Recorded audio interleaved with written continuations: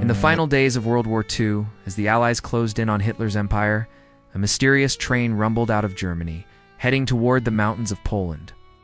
But this wasn't an ordinary train. According to eyewitnesses, it was loaded with stolen gold, priceless art, and weapons that could change the course of history. And then it vanished. Completely. For 70 years, no one could find it. Till recently, when two men in Poland claimed they'd finally located Hitler's lost treasure deep underground. What they discovered set off a frenzy involving the Polish military, international treasure hunters, and the entire world watching. But what really happened down there might be even stranger than the legend itself. Alright, let's set the scene here. It's early 1945, and Nazi Germany is collapsing faster than anyone expected. The Russians are pushing from the east, the Americans and British from the west, and Hitler's thousand-year Reich is crumbling after just 12 years. So yeah, panic time. Now here's the thing. Throughout the war, the Nazis had been systematically looting Europe. We're talking about gold from Jewish families, priceless paintings from French museums, ancient artifacts from Poland, you name it. Conservative estimates put the stolen treasure at over $600 million in 1945 money. It's like $8 billion today. No kidding. But as the walls closed in, Nazi officials faced a terrifying reality. What do you do with all that stolen wealth when you're about to lose the war? You can't exactly load it onto a regular passenger train and hope for the best, right? That's where our story gets interesting. According to multiple eyewitness accounts from German civilians fleeing the advancing armies, sometime in late 1944 or early 1945, a heavily guarded train was assembled. Not just any train, this thing was reportedly armored with multiple cars and under the protection of elite SS units. Locals whispered about seeing it loaded with wooden crates, metal boxes, and armed guards who shot anyone who got too close. The train's destination? The mountainous region of Lower Silesia, now part of southwestern Poland. But here's where it gets weird. After entering those mountains, the train simply vanished. Okay, so you might be thinking, how does an entire train just disappear? Well, that's where the geography comes into play. The area around what's now called Walbrzej, Poland, isn't your typical flat countryside. We're talking about dense forests, steep mountains, and most importantly, a network of underground tunnels that the Nazis had been secretly building throughout the war. You see, the Germans had this massive construction project called Project Riese, which translates to giant in English. They were literally carving entire underground cities into the mountains of Lower Silesia. The official story was that these were supposed to be weapons factories and command bunkers, safe from Allied bombing. But locals suspected there was more to it. Now, after the war ended and the dust settled, strange stories started circulating among the Polish people who moved into the area. Miners would talk about sealed tunnels they'd stumbled across. Construction workers mentioned finding railway tracks that led into solid mountain walls. And every so often, someone would claim they'd seen the outline of train cars behind hastily built brick walls deep underground. Most people dismiss these as folklore, the kind of stories that grow bigger with each telling. But the rumors persisted for decades. Generation after generation of locals would pass down tales of the ghost train hidden somewhere beneath their feet. And here's what's really fascinating. These weren't just random stories. Multiple witnesses described similar details. A long train, armored cars, SS markings, and most intriguingly, sound of construction work that continued for weeks after the train supposedly entered the mountain. Fast forward to 2015. Two guys, a German and a Pole, were wandering around the forests near Walbrzej with some pretty sophisticated ground-penetrating radar equipment. Their names? Andreas Richter and Piotr Koper. Now, these weren't just weekend metal detector enthusiasts. Richter was a trained engineer, and Koper had years of experience in geological surveying. So they're scanning the ground, probably expecting to find some old Nazi bunker or maybe a few buried weapons when their equipment starts going absolutely crazy. The radar is showing something massive underground, something that shouldn't be there. We're talking about a metallic object roughly 300 feet long, sitting about 30 feet below the surface, in what appears to be a man-made tunnel. Believe it or not, the shape on their screens looked exactly like a train. Now here's where things get wild. Instead of quietly digging it up themselves, these guys decide to contact the Polish authorities. And that decision, well, it changes everything. Within days, their discovery becomes international news. Nazi gold train found in Poland headlines explode across every major media outlet worldwide. The Polish government doesn't mess around either. They immediately classify the site and deploy military units to secure the area. Local authorities start talking about potential booby traps, unexploded ordnance, and the possibility that this could be one of the most significant archaeological discoveries in modern history. But here's the thing that really got everyone's attention. The two treasure hunters weren't asking for fame or glory. According to Polish law, they were entitled to 10% of whatever they found. 10% of what could potentially be billions of dollars in Nazi gold and stolen artifacts. Yeah, you do the math on that one. Okay, so picture this. A small Polish town that most people had never heard of suddenly becomes the center of global attention. News crews from CNN, BBC, NBC, you name it, they're all setting up camp in Walberzed. Treasure hunters from around the world start arriving with their own equipment, hoping to get in on the action. The local hotels are booked solid, and everyone's talking about the same thing. Are we about to witness the discovery of the century?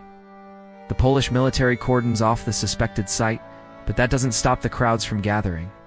Some people are driving hundreds of miles just to stand at the edge of the restricted zone and stare at what looks like ordinary forest.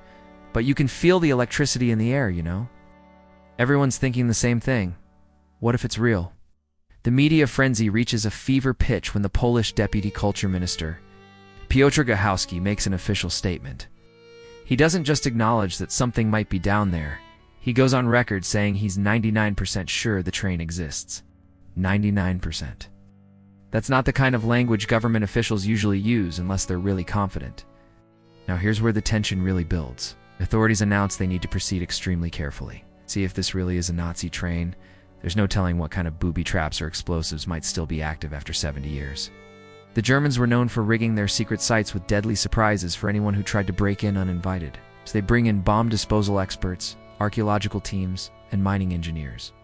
The excavation isn't just about digging a hole. It's about safely uncovering what could be one of the most dangerous and valuable time capsules in human history. Right, so the digging finally starts in August 2016, and honestly, the atmosphere is incredible. You've got international media crews positioned at every possible angle, Polish military maintaining security perimeters, and hundreds of curious onlookers watching from behind barriers. It's like the whole world is holding its breath. The excavation team uses a methodical approach, slowly removing layers of soil and documenting everything they find. Every shovelful could potentially contain artifacts, evidence, or clues about what happened here 70 years ago. The suspense is absolutely killing everyone watching. It's day 1, nothing but dirt and rocks. Day 2, still digging through layers of soil. Day 3, they start finding some interesting items, old bottles, bits of metal, fragments that could be from the war period. The media is reporting every tiny development, and people are glued to their screens waiting for the breakthrough moment.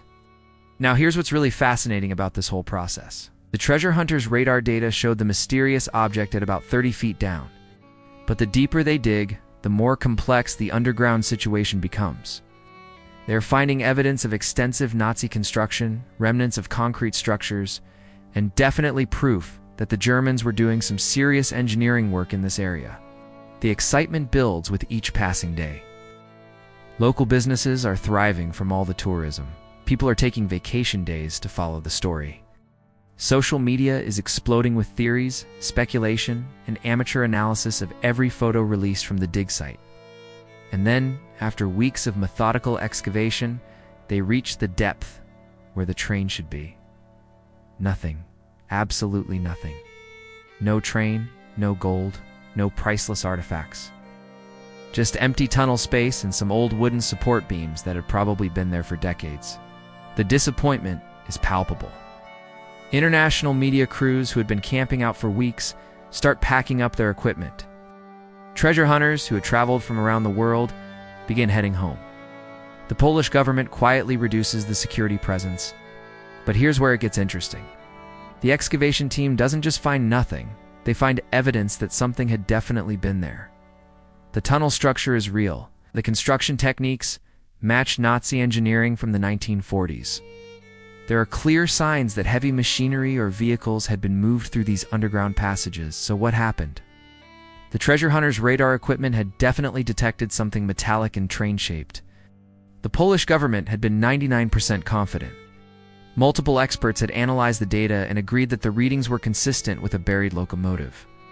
The official explanation? It's probably just natural rock formations and old construction debris that created radar signatures similar to what you'd expect from a train. Case closed, mystery solved, everyone goes home disappointed. But you know what? Not everyone was satisfied with that explanation. See, here's the thing that bothers me about this whole story. The Nazi gold train legend didn't just appear out of nowhere in 2015. Local people had been talking about it for 70 years. Multiple independent witnesses from the war period described seeing heavily guarded trains entering these mountains and never coming out. And then there's Project Riese itself. Historians estimate that the Nazis moved over 20,000 forced laborers into this region to build their underground complex. That's not the kind of workforce you deploy for a simple bunker or weapons factory. They were building something massive down there, and most of it has never been fully explored or mapped. Plus, consider the timing. Late 1944, early 1945, the Nazis knew they were losing the war. They had billions of dollars worth of stolen treasure and absolutely nowhere safe to keep it. The idea that they would try to hide it in their most secure underground facility, that's not conspiracy theory thinking, that's just logical. Others think the train was moved before the war ended. Maybe the Nazis realized their underground hiding spot was compromised, so they relocated the treasure to an even more secure location. Or maybe Soviet forces found it first and quietly removed everything without telling anyone. And then there are the true believers who insist the train is still down there, just deeper underground than anyone initially calculated. Here's what's really wild. Even after the official excavation came up empty, people haven't given up. Andreas Richter and Piotr Koper, the original discoverers, still maintain that their radar readings were accurate.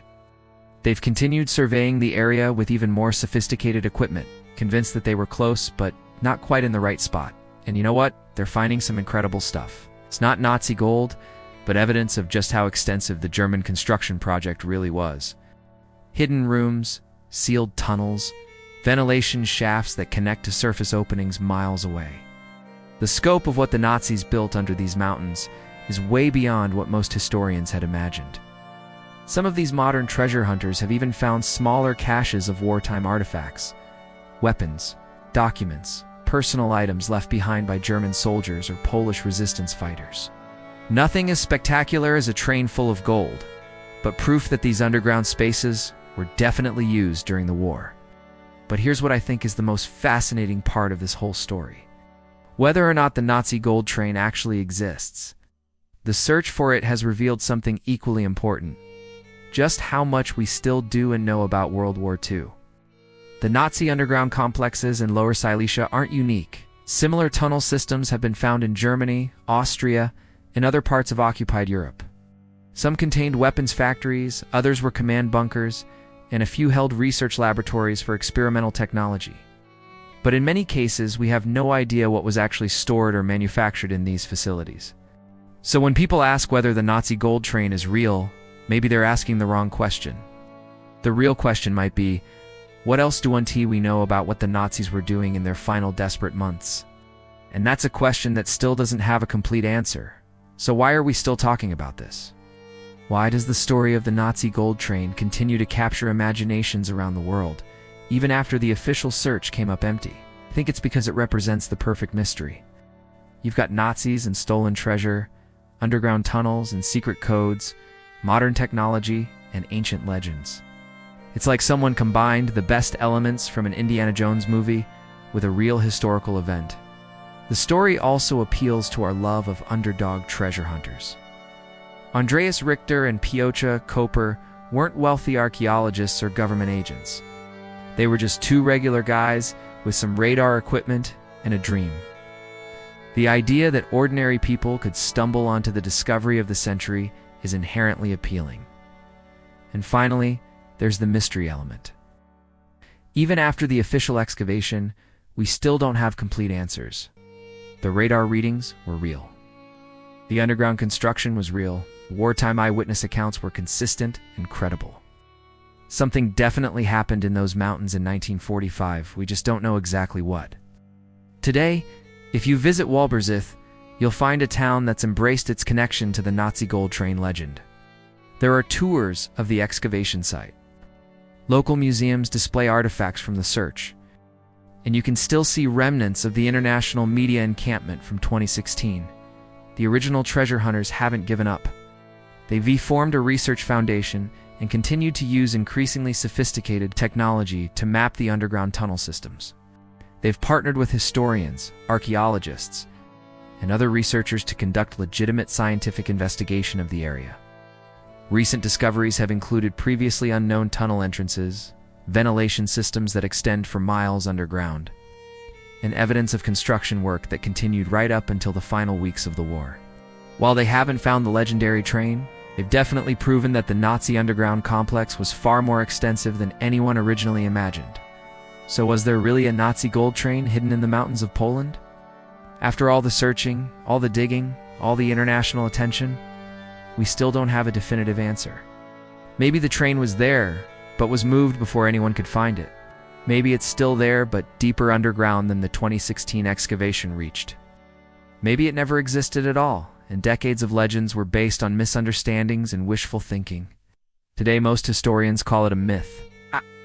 But in Walbersith, Poland, treasure hunters are still searching, convinced the train is there, waiting. And if it ever is found, it won't just be treasure.